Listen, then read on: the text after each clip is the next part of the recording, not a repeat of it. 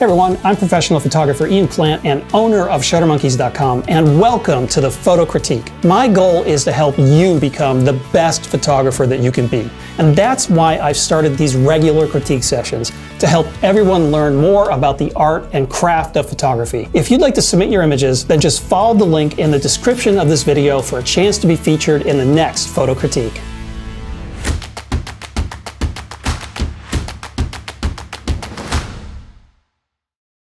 Hey everyone, welcome, and I'm so glad that you can join me on this very first episode of the Photo Critique. And we're lucky because we've got a few brave volunteers who are willing to share their photos for this first episode and help everyone learn. So I am going to dive right in and give the most thorough critiques that I can. Let's get started. The first photo was submitted by H. Jones, and it is a photo of backyard stars. According to the comment, this is a tree in my backyard. The light on the tree is coming from the house. I did very little editing. This was shot with a Nikon D3400 and a Nikon 18 to 55mm lens, ISO 100, f3.8, and the exposure time was 30 minutes. Personally, I love star trails. Most photographers who are photographing the night sky prefer to do shorter exposures, 30 seconds or less, to get what appear to be pinpoint stars. But I love star trails, and you get star trails during longer exposures. So basically, during the exposure, the Earth is spinning on its axis, and as that spinning is going on and you're running your exposure, the stars in the night sky will form these streaks of light. So the longer you run your exposure, the longer the star trails are going to be. So if you do something less than 30 minutes, you're going to get these shorter dashes. I think 30 minutes or longer is pretty good to get lines that are long enough to make the shot look more effective. So H, you have successfully accomplished that with this photo. Technically, everything is sound, but artistically, I think you can take this to the next level. So one thing that I notice here is there really isn't a main subject. You've got some trees in the shot that are framing the night sky, but it seems to me that the focus of this composition is more on the star trails themselves. And I think what you need to do is try to find a way to more strongly incorporate these trees into an overall composition. And I'm going to quickly flash a few examples of photos I've taken in the past of the night sky where I had trees or some other feature involved. So you can see that the visual design for these photos is a bit stronger, and the end result is that you're telling the viewer a more powerful and compelling story. So I think that's what you need to do. You've got the technique down, but you need to have something stronger compositionally to make this more interesting. And another thing I think you should experiment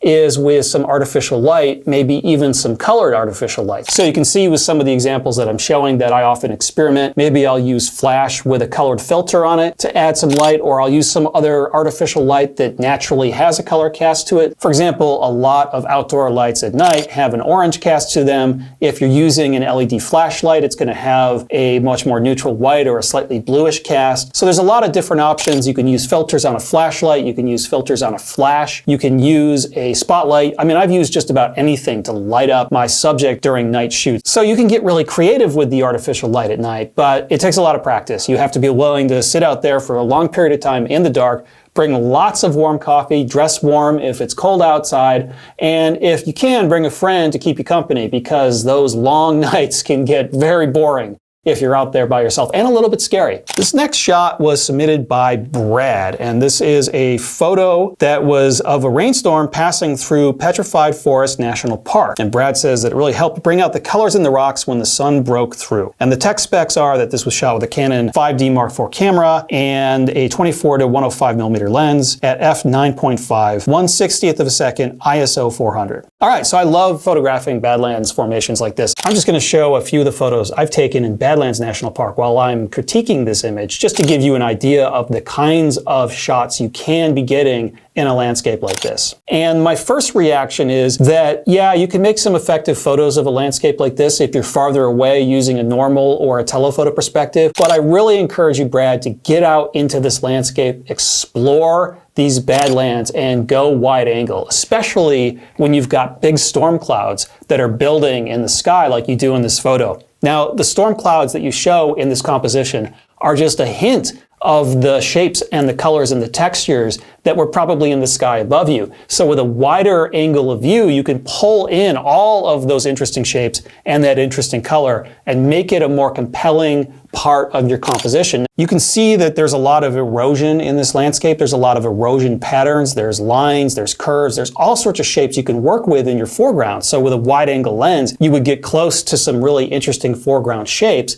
and then juxtapose that near element against some landforms in the background that stand up a bit taller, some of these painted hills, and then you can have the storm clouds in the sky above. And overall, you can create a really compelling composition that's more powerful than what you get when you're standing farther away and you're using a longer focal length. But let's just take the shot as presented. So I actually think there's a lot of really great things going on here, but a few things caught my eye that I think could be improved. First of all, as a general rule, I tend to avoid having anything that's excessively bright on the edges or the corners of the image, because anything that's bright is going to draw the viewer's eye. And if you've got something bright at the corner or the edge of the image frame, that's going to pull the viewer's eye out of the composition. So here you've got some bright clouds in the upper left of the image frame, and I think that tends to pull my eye to that part of the composition and takes me away from the interesting landforms that are down below. So I'm going to suggest just a little bit of a crop from now and take a little bit off the top there so you no longer have that brightness. Now you can see with the dark sky at the top of the image frame, that is keeping the eye from exiting the frame. That is pushing the eye down into the colorful formations, which are the main subject of your composition. So you're keeping the viewer's attention on what matters most in this image. Second of all, there are some really interesting erosion patterns down below. In particular, I see this really prominent curving wash that's at the very bottom of the image frame, and you actually cut it off in a few places. I think I would have preferred a wider take or something where you readjusted the composition. For example, if you are trying to exclude some of that bright in the sky, you could move the composition down and give more room at the bottom for that shape, because I think that curving shape could really help lead the eye from the bottom of the image frame deeper into the composition, and it can frame the more distant landscape as well. So I think I would have preferred to have seen you include more of that shape in the shot. When you're making compositions,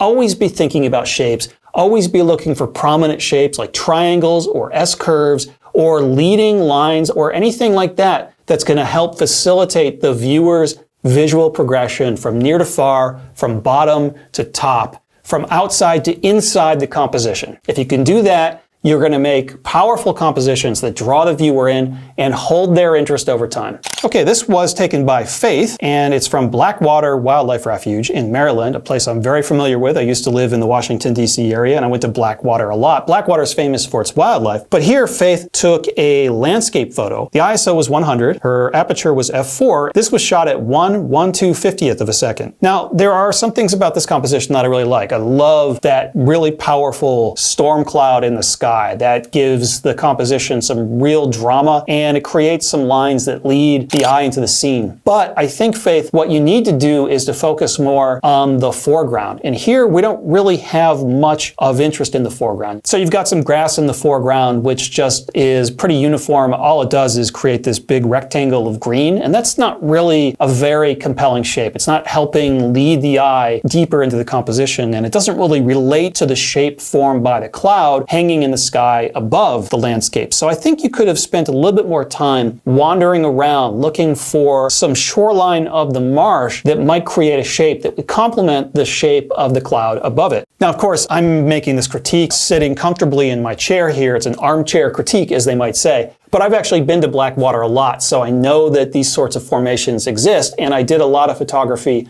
around the Chesapeake Bay area shooting this kind of salt marsh. I'm just going to flash a few photos I took for my Chesapeake Bay of Light book many, many years ago while I'm discussing this. And you can see from these photos that you can find interesting little pools in these salt marshes, or you can find shoreline that creates interesting shapes. So the trick is to find a compelling shape that works well with the shapes of the clouds above. And also I think it helps to be shooting at sunrise and sunset when you've got some color as well. And certainly having a reflecting pool of water is going to be helpful when you're trying to unify in your composition earth, sea, and sky. So bringing all of these elements together can be very powerful. But I think what you want to do, Faith, is to focus a bit more on the shapes and to look for interesting shapes in the foreground. And also, I think you need to be out there during the magic hours and to try to get some more color and drama in your sky. But this is a good start. Photographing that stormy sky is always a good idea. Storm clouds are amazing for doing landscape photography. And so when I'm out, I'm always praying for bad weather.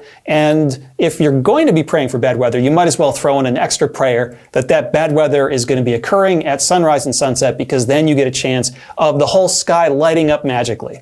All right, this next shot is by Jeff, and it is sunrise on Key Colony Beach. And he says this was made in the Middle Keys, I'm guessing, of Florida in November of this year. He used a Fujifilm X-T30 and Fuji's 16 to 80 millimeter lens. The exposure was 1/10 of a second at f/20, ISO 160. So I really love the composition of this photo. I think there's a lot of great things going on here, but what I love is the zigzag that takes you through the entire scene. So the zigzag shape is formed by the boulders in this scene. So it starts in the lower right and moves up and left, and then it moves back over right, and then you've got the zigzag completed by the shape of the cloud in the sky above. So there's a lot that's pointing the viewer's attention into the center of this composition. And of course you've got the sun in the background, and because it's brighter than everything else, it automatically pulls the viewer's attention to that spot, and all the lines in this composition bring the eye there. I think the composition is great. I think the colors in this composition are great, and I think you did a very good job finding a good foreground that would lead the eye into the background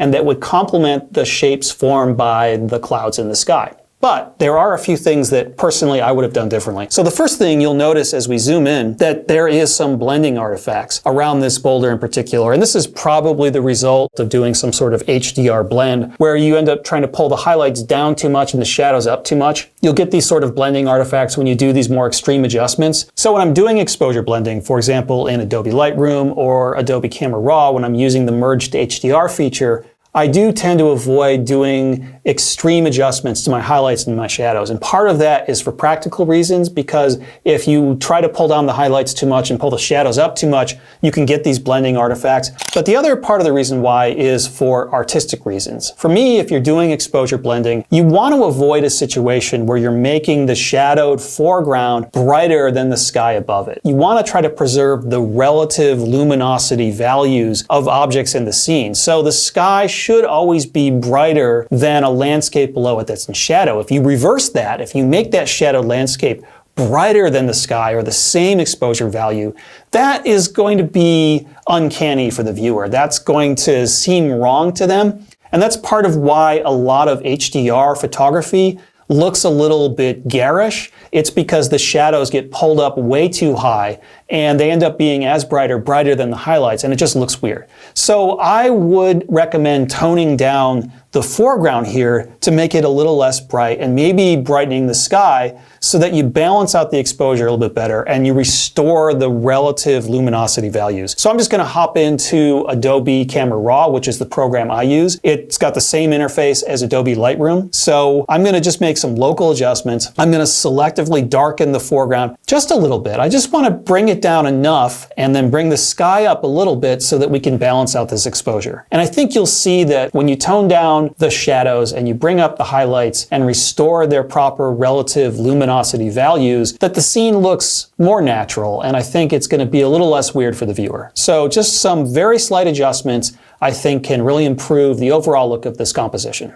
This next image is submitted by Jeremy, and he says this is a photo of a beautiful and solitary morning in the Rockies. The wind was pretty heavy and the footing was difficult. He perched his camera on a tripod up on a rock above his head. There was no real close foreground elements, so he used the rocks in the water to act as a diagonal line mirroring the ridge in front of the high distant mountain. And then he used a long exposure since the wind was so strong to blur the water and there was no reflection. So by using the longer exposure, he was able to smooth out the ripples and he was able to restore a little bit of color reflected in the water. This was shot with a Canon EOS RP, Canon 16 to 35 millimeter lens, and it was shot at f11, 13 seconds long at ISO 100.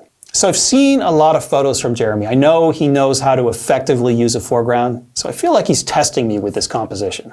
So I'm going to be a little bit more brutally honest than I normally might be. I think there, unfortunately, are many things that don't work with this photo. First of all, the light and the color aren't particularly strong. Second of all, the background scenery doesn't really stand up in a significant way. It's just kind of this undifferentiated mass. So there's really nothing to lead the eye to. And as Jeremy mentioned, it was difficult finding a foreground. So there's really nothing that's going to be in the bottom of the image frame that's going to push the eye into the background scenery. And then finally, as Jeremy also mentioned, there was too much wind, so there's no reflections in the shot. So I think this photo is a good example of a phenomenon that we've all experienced, where we have an emotional connection to a moment that we experienced, but the photograph doesn't really capture what we felt at the time. And so just because you had a really profound experience doesn't doesn't mean you're going to get a really profound photograph. Because I think we can all become emotionally connected to what we photograph, but if other people aren't experiencing that connection, it's just not working effectively as a photograph. Unfortunately, this looks more like a tourist snapshot. It doesn't look like a photograph where the artist made conscious choices to create something that was compelling for the viewer. So Jeremy, you're definitely going to want to hold on to the memories of the magic of this moment, but unfortunately, the photograph doesn't really translate that experience. And this is something that we all need to learn how to do to divorce our emotions from our objective evaluation of the photos we've taken while we're out in the field. And so I think this particular one just doesn't make the cut. All right, let's move on to the next photo. This is a photograph by Andreas taken on the Lake Superior shoreline at sunrise. According to Andreas, a short break in the clouds and high water levels provide an interesting scene, and his exposure was 1/2 second, f/16 at ISO 100, taken with a Canon 5D4 and a Canon 16 to 35 millimeter lens. There's a lot that I love about this photo. Compositionally, I think it's very well constructed. I love how the water creates a shape that leads the eye from the foreground into the background. I think that you've got this really interesting rock shape in the middle ground with these two triangles pointing up. And I think the stormy clouds in the sky are really good. They add some texture to the sky, and they create shapes that help lead the eye into the composition. I really like the counterpoint relationship between the sun and the splash of water. So in the middle ground, you can see these two visual elements are juxtaposed in a diagonal oppositional visual relationship. And it just gets the eye bouncing back and forth between these two bright elements in the midground of the composition. So I think that's really effective. I notice in the lower left-hand corner there's a little bit of lens flare, and that's really easily removed. If you are in Adobe Lightroom or Camera Raw, you can use the spot removal tool and easily get rid of those little globs of light. So that would be the only thing I would do to change this photograph. Otherwise, Andreas, very well done. Let's move on to the next photo.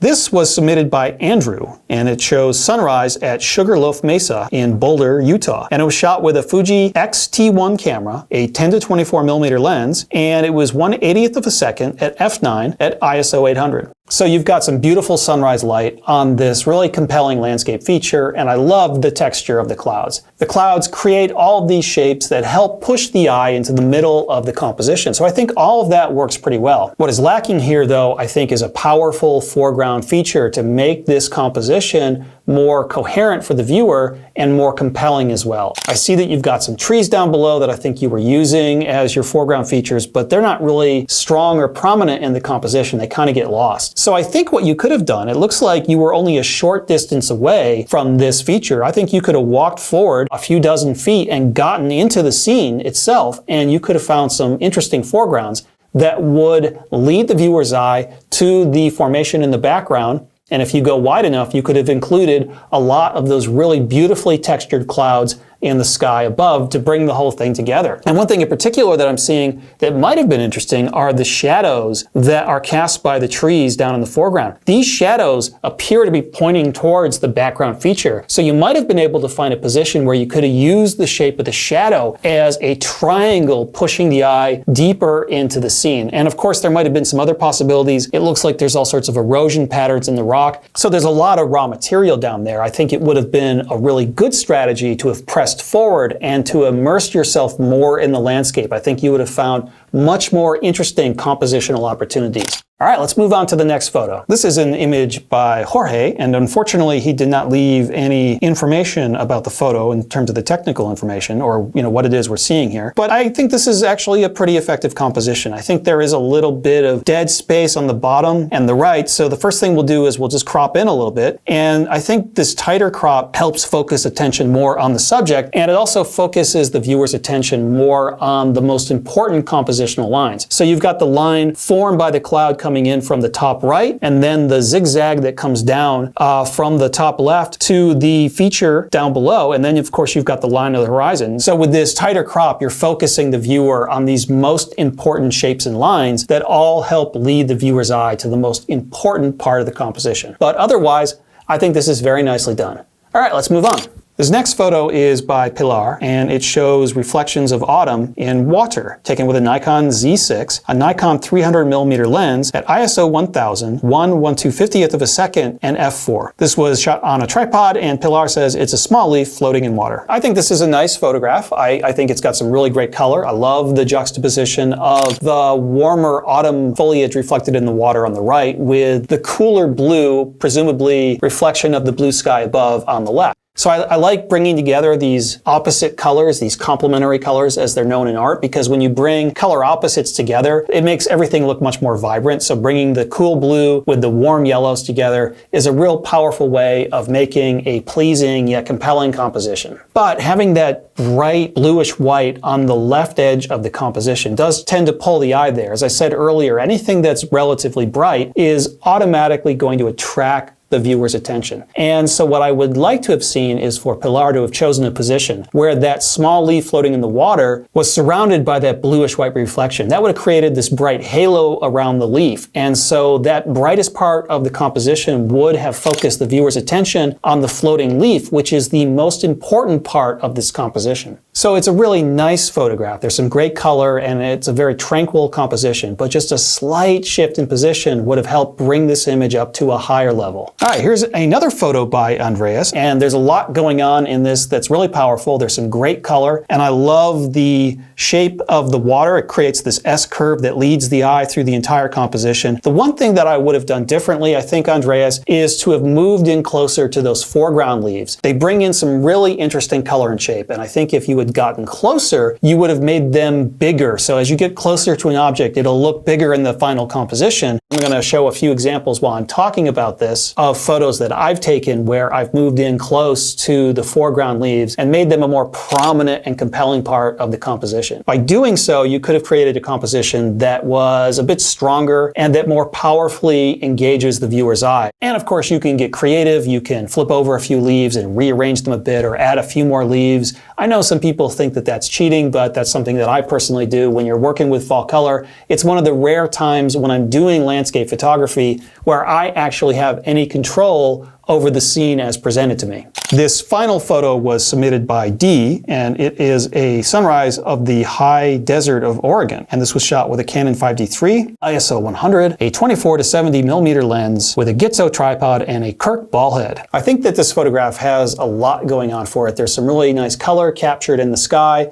And there's a pretty interesting foreground, and the foreground does lead the eye deeper into the scene, which is good. And you've got some lines here created by the shape of the clouds and the shape of the flowers in the foreground that help push the eye into the center of the composition. It looks to me like maybe, D, you used a graduated neutral density filter here. And if you did so, you got to be careful with those filters. If you pull them down too far, you'll bring the gradation line into the landscape itself. So it looks to me like you had maybe a 3-stop filter here that you pulled down, and it went a little too far. You can see that that gradation line drops below the horizon and is darkening that background a little too much. A grad filter is darker on the top than it is on the bottom, and it's designed to balance the exposure when you're shooting a landscape scene at sunrise or sunset. So you pull the grad down and you put the darker part of the grad over the sky, and that reduces its intensity so that you can balance the exposure between the sky and the shadowed landscape down below.